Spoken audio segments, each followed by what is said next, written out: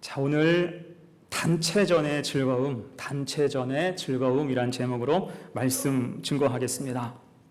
요즘 올림픽을 하죠. 올림픽이 참 쏠쏠한 재미를 줍니다. 이제 거의 끝이 나서 오늘 내일 끝나는 것 같은데, 자, 역시 스포츠는 각본 없는 드라마다라는 말이 맞는 것 같아요. 그 중에서도 제 입장에선 개인전보다 단체전이 더 재밌다 싶습니다. 우리가 어디서 체육대회를 해도 제일 재밌는 것은 단체전이잖아요. 계주, 이어달리기 얼마나 재밌어요. 줄다리기도 참 재밌습니다. 이것들이 빠지면 섭섭하지요. 이때 단체전의 재미는 돌발 변수가 있다는 거예요. 단체전의 재미는 돌발 변수에 있습니다. 누구 한 명 에이스가 있다고 해서 다 승리를 장담할 수 있는 것이 아닙니다. 골고루 제 몫을 해야 돼요. 그래서 보면은 때로는 그 팀에 약간 모자란 사람, 좀 실력이 부족한 사람이 끼어 있기도 합니다. 이어달리기를 해도 저 사람이 저기 왜 나갔지 싶기도 하고요. 역전당하는 사람이 있고 제 몫을 못하는 사람도 있습니다. 하지만 이때 단체전의 묘미가 무엇입니까? 적어도 그 팀에서는 실수한 사람, 잘못한 사람을 나무라지 않는다는 거예요. 실수했을지라도, 좀 뭔가 부족할지라도 그냥 포용해 줍니다. 실수하고 실패하고 돌아와도 그 사람을 오히려 격려하고 위로하는 것을 볼 수가 있어요. 또 그런 팀이 잘 되는 것을 알 수가 있습니다. 이것을 팀워크라고 하죠. 팀워크, 팀 정신으로 똘똘 뭉쳐있다, 그 얘기예요. 자, 그런 의미에서 우리의 신앙생활도 단체전의 성격이 있습니다. 함께 감당해야 되는 부분이 있다는 거예요. 우리가 드리는 이 예배 어때요? 단체전이에요. 이 예배 한 시간을 위해서 애쓰고 수고하는 사람들이 있어요. 예배 드리는 여러분도 이 시간만큼은 최선 다해서 집중해야 됩니다. 졸지 말아야 돼요. 휴대폰 바라보지 말아야 됩니다. 집중해서 함께 예배 드릴 때 단체전이에요. 은혜가 그 위에 임하는 줄도 믿습니다. 헌신도 그래요. 혼자 하면 힘들어요. 오래 못 가요. 하지만 끌어주고 밀어주고 함께 나아갈 때 같이 기뻐하게 될 줄로 믿습니다. 주님께서 70인 전도대를 파송하셨어요. 그리고 며칠 후에 그들이 어떻게 생활했는지 보고받으셨죠. 그때 그들이 돌아와서 했던 첫 번째 보고가 무엇입니까? 누가복음 10장 17절 말씀이에요. 70인이 기뻐하며 돌아와 이르되 주여 주의 이름이면 귀신들도 우리에게 항복하더이다. 아멘. 중요한 포인트가 무엇입니까? 그들은 함께 기뻐하며 돌아왔어요. 주의 이름으로 귀신도 항복하더이다. 곧 함께 할 때, 함께 같은 마음을 가지고 열심히 일했을 때 같은 은혜를 경험하고 돌아왔다는 것입니다. 이것이 단체전의 즐거움이 되는 줄로 믿습니다.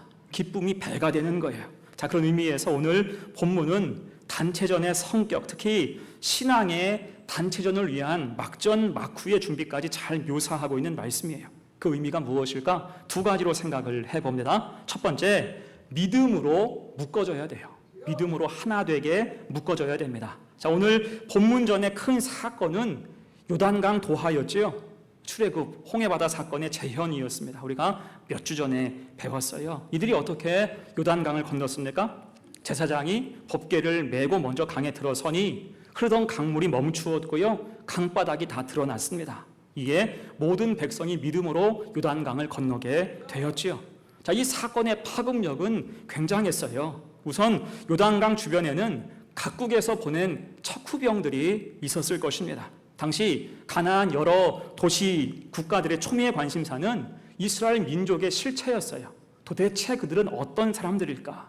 풍문으로는 이미 알고 있지만 그들이 실제 얼마나 강한지, 얼마나 숫자가 많은지, 얼마나 조직적인지 그 힘에 대해서 궁금해했다고요. 그래서 아마 요단강을 도하할 때 여러 나라의 척후병들이 지켜봤을 것입니다.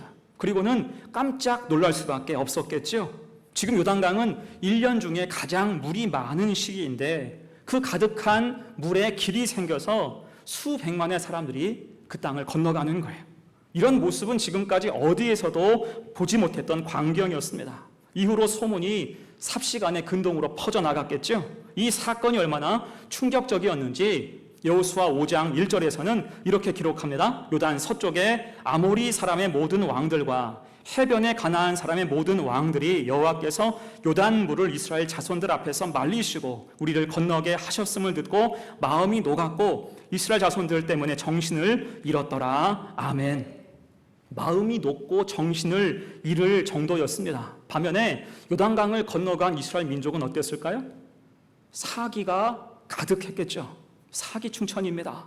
여러분, 전쟁을 앞둔 군대에게 가장 중요한 것 중에 한 가지가 사기예요.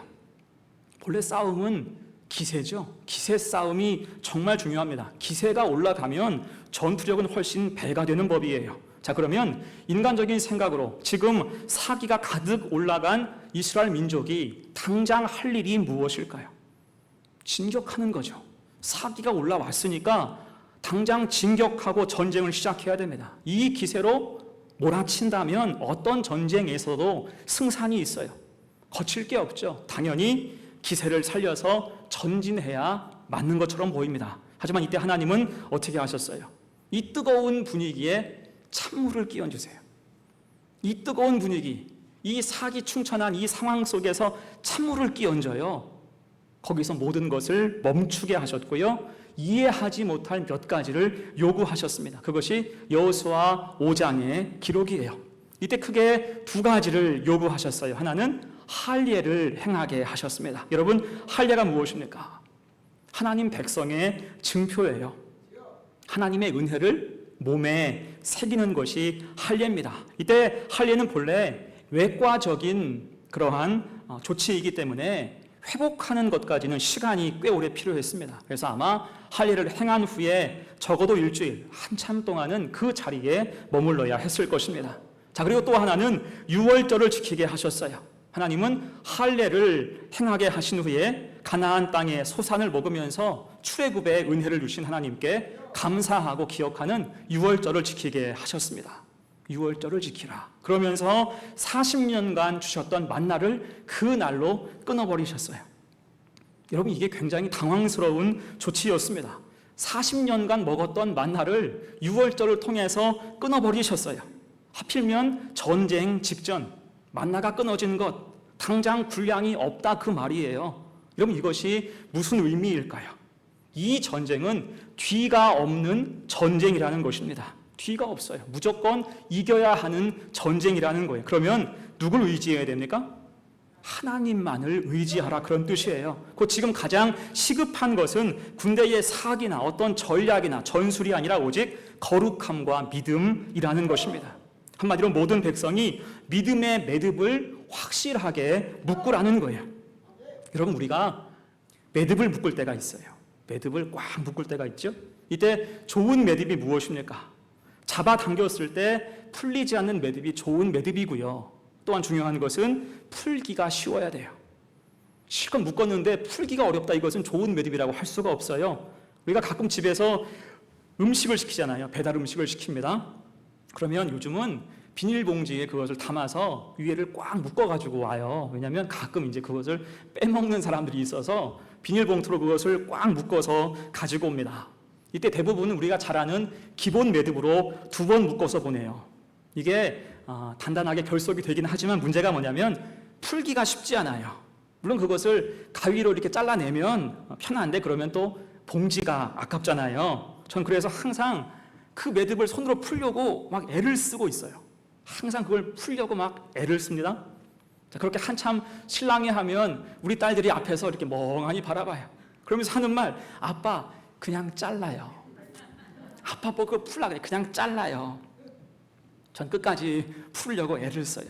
자, 이때 센스 있는 주인은 어떻게 보냅니까? 단단히 묶되 풀기 쉬운 매듭으로 꽉 묶어서 보내요. 난 참 그렇게 보내는 사람들은 멋있는 것 같아. 자, 지금 하나님이 그 백성에게 요구하시는 것도 그와 같습니다. 하나님 앞에서는 쉽게 무장해제할지라도 세상 앞에서는 하나님의 전신갑주를 취하고 흔들리지 말라는 것입니다. 하나님 앞에서는 나의 모든 무장을 다 해제해도 세상 앞에서는 하나님의 전신갑주로 튼튼하게 무장하라는 것입니다. 그래서 할례와 유월절, 믿음의 매듭으로 굳게 묶게 하신 거예요. 여러분 생각해 보세요.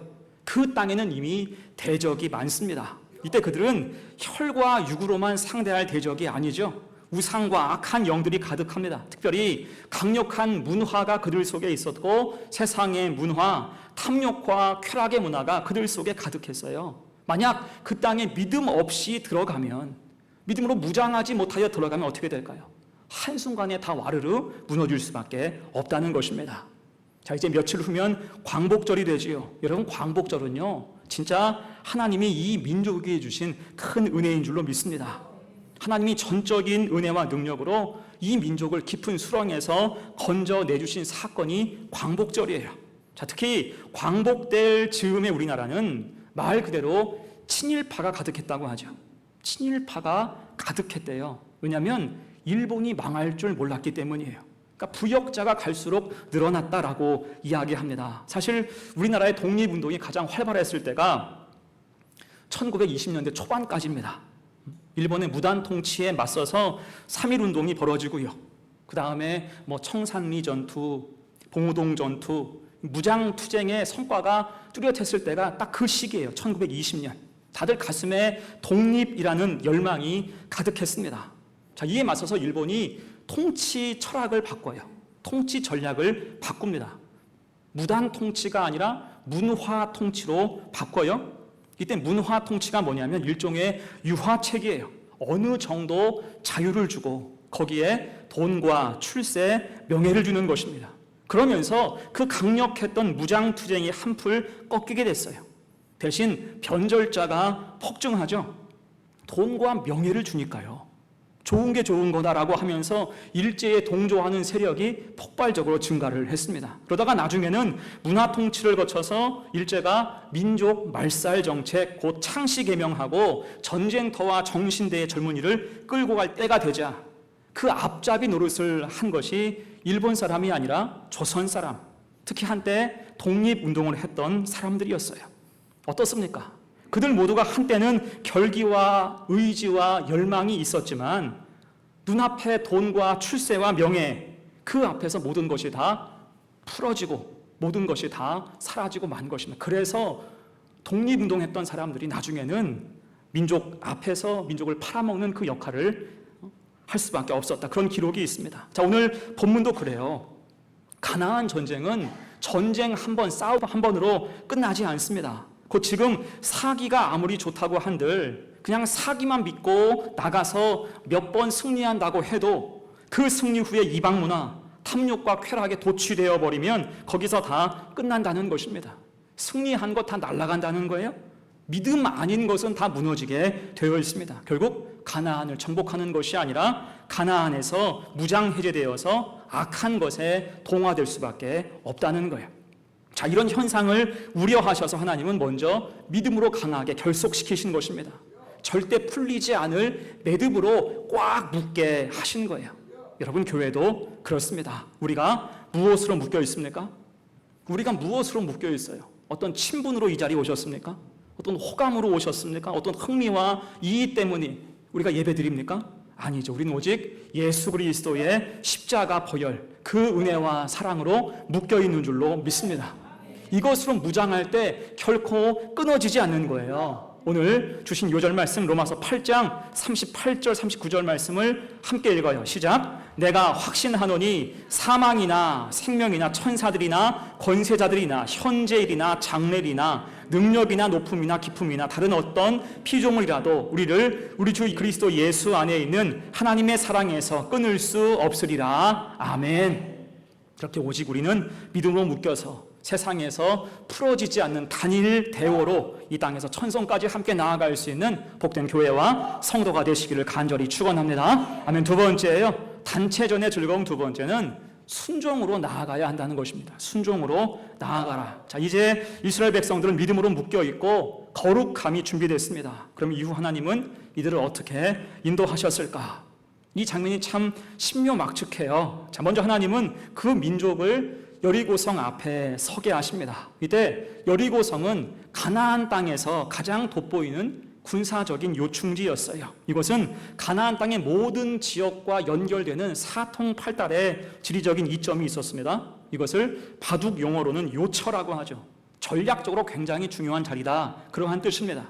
이에 이 성의 본래 주인이었던 가나안 족속은 견고하게 성을 쌓았어요. 일설에 의하면 이 성의 높이가 8m였고요. 폭이 6m였대요.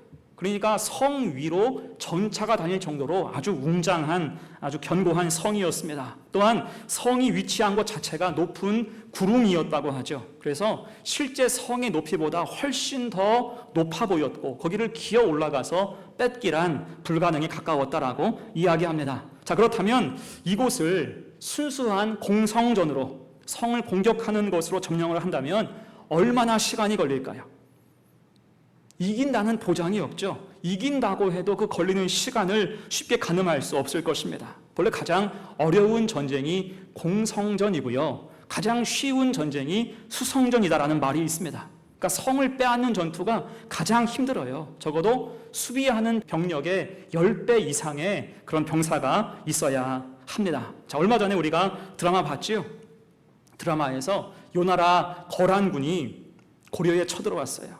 그때 흥화진의 양규 장군이 7일간 맞서서 끝까지 성을 지켰어요.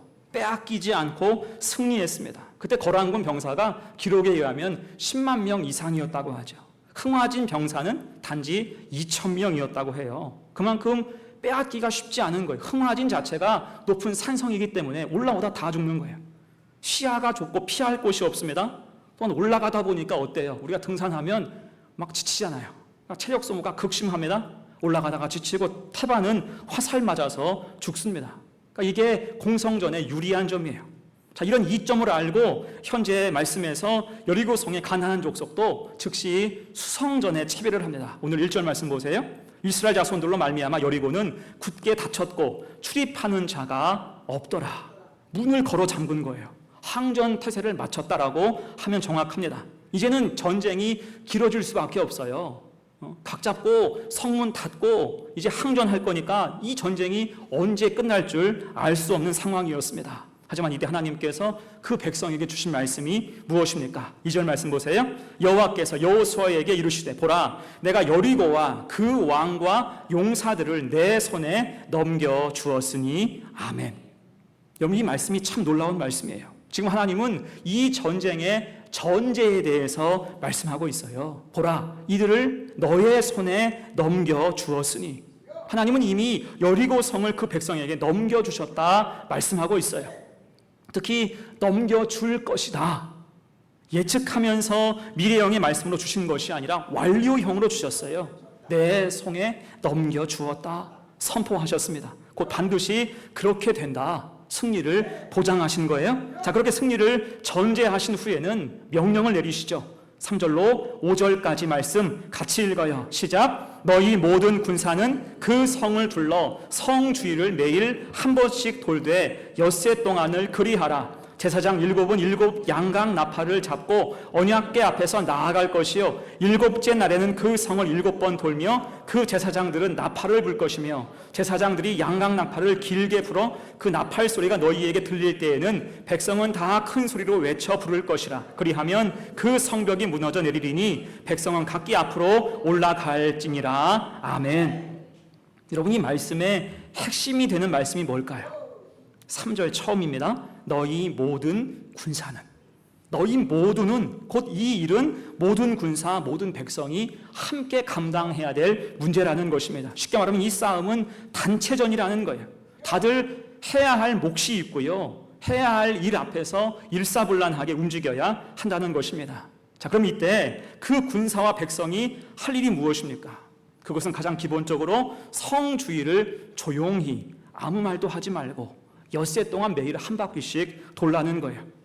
자, 이때 그 무리를 이끄는 제사장의 역할이 중요하죠. 제사장 7명은 각각 양각 나팔을 잡고 맨 앞에서 행진했습니다. 그리고 마지막 날 7바퀴를 다 돈 후에는 길게 나팔을 불어야 됐어요. 이게 참 의미가 있습니다. 길게 나팔을 불라. 원래 나팔을 길게 불어야 될 타이밍은 정해져 있죠. 그것은 시작과 끝입니다. 시작할 때 본래는 길게 불어서 전쟁이 시작됨을 알리고요. 또한 길게 불 때는 전쟁을 멈추는 거예요. 우리가 승리했으니 군사 빼라라고 하면서 맨 나중에 길게 나팔을 붑니다. 자, 그런데 7째 날 7바퀴를 다 돈 후에 하나님이 처음이자 마지막으로 나팔을 길게 불게 하셨어요. 여러분, 이 의미가 무엇일까요? 그것은 시작과 동시에 끝났다는 거예요. 시작과 동시에 끝났다. 우리가 예전에 그런 장난들 많이 했잖아요. 누가 노래 시키면 노래하는 척 하면서 어떻게 합니까? 노래 시작했다, 노래 끝났다 그러잖아요. 노래 시작했다, 노래 끝났다. 지금 나팔이 그런 의미라고요. 전쟁 시작했다, 전쟁 끝났다. 나팔을 길게 한 번만 불게 하셨어요. 곧 승리의 나팔은 이미 예정되어 있다는 거예요. 걱정하지 말라는 것입니다. 그래서 오늘 본문은 승리에 대한 이중 전제가 담겨 있는 말씀이에요. 한 번은 말씀으로 주셨어요. 보라, 내가 여리고와 그 왕과 용사들을 내 손에 넘겨줬으니 말씀하셨고요. 또 하나는 나팔 소리로 승리를 보장하셨습니다. 자, 그럴 때 이런 승리의 전제들 앞에서 모든 군사와 백성이 할 일이 무엇입니까? 순종하며 따라가는 거예요. 간구하는 마음으로 조용히 성 주변을 돌고 마지막 날 길게 나팔 소리가 들리면 있는 힘껏 크게 함성을 지르라는 것입니다. 물론 당장은 이게 뭔가 싶죠. 당장은 왜 이렇게 해야 되나 납득이 되지 않을 거예요. 하지만 굳게 믿는 거 한 가지가 무엇입니까? 하나님은 전능하시다. 전능하신 하나님 말씀이니 묵묵히 믿음 가지고 따라가야 한다는 거예요. 그러면 때가 이르러 그 견고한 성이 다 무너지고 승리하게 된다는 것입니다. 자, 그래서 우리는 여기서 여리고에 오기 전에 하나님이 그들 모두를 믿음으로 묶으신 이유를 깨달아 알 수가 있겠지요. 곧 이 전쟁은 혼자 할 수 있는 싸움이 아니라 믿음으로 함께 하는 싸움, 더 정확하게는 믿음으로 함께 감당해야 되는 단체전의 성격이라는 것입니다. 누가 혼자 독주해서, 누가 혼자 나아가서 싸움을 하고 승리를 얻는 그러한 전쟁이 아니라는 것입니다. 여러분, 아무리 힘이 세다고 해도 줄다리기 혼자 할 수 있습니까? 아니죠. 처음부터 끝까지 같이 줄을 잡고 영차 하면서 함께 끌고 나아갈 때 승리하듯이 지금 이 싸움도 혼자 나가서 싸울 싸움이 아니고 믿음 가지고 함께 순종할 때 승리할 수 있다는 것입니다. 자, 그랬을 때 오늘 여호수아와 그 백성이 이후에 어떻게 합니까? 오늘 본문 이후로 하나님 주신 명령을 정확하게 이행해요. 제사장을 필두로 언약궤가 앞서가고 모든 군사와 백성은 엿새 동안 성을 한 바퀴씩 돌았습니다. 그리고 마지막 날 7바퀴를 다 돈 후에 하나님 명령으로 나팔 소리가 길게 울려 퍼질 때 모두가 가장 큰 함성 가지고 소리 질렀고요. 그것으로 그 견고한 성은 모두 무너졌습니다. 이것이 성경의 기록임을 믿습니다. 곧 공성전으로 승리한 전쟁이 아니에요. 전략으로 이긴 것도 아닙니다. 숫자로 밀어붙인 것도 아니고요. 오직 믿음 가지고 승리한 전쟁이라는 거예요. 여러분, 그래서 우리도 순종으로 늘 나아가야 할 줄로 믿습니다. 특히 믿음의 단체전은 순종이 생명이에요. 여러분, 교회가 교회되는 것, 교회가 곧 성도인데 성도가 성도다울 때 교회는 교회답게 나아갈 수가 있는 것입니다. 그 첩경이 무엇입니까? 하나님 뜻을 정확하게 알고 합력하여 선을 이루며 힘을 모아서 순종하는 것입니다. 예배도 순종이에요. 헌신도 순종이고요. 교제도 순종이고 전도하는 것도 순종할 때, 단체전으로 함께 뛸 때 그 속에 힘이 있고 능력이 있고 은혜와 열매가 있는 줄로 믿습니다. 그래서 우리 모두 영적인 단체전에 속하였으니 우리 교회 성도로서 단체전에 늘 임해야 돼요. 믿음 가지고 감당하며 순종하고 나아갈 때 함께 승리를 맛보는 우리 성도들 다 되시기를 간절히 축원합니다. 그러면 이제 말씀을 마무리합니다. 자, 오늘 말씀은 단체전의 묘미와 즐거움을 잘 묘사하고 있어요. 이것은 누구 혼자서 분투하는 게 아니라 모든 군사, 제사장, 백성이 합심해야 했습니다. 그를 위해서 하나님이 먼저 믿음으로 묶으셨어요. 강력한 믿음의 매듭으로 묶게 하셨고요. 그 다음은 순종으로 전진하게 하셨습니다. 그럴 때 그 앞에 거대한 난공불락의 요새 여리고성은 무너지고 해체되고 말았어요. 우리도 그렇습니다. 우리 교회도 그래요.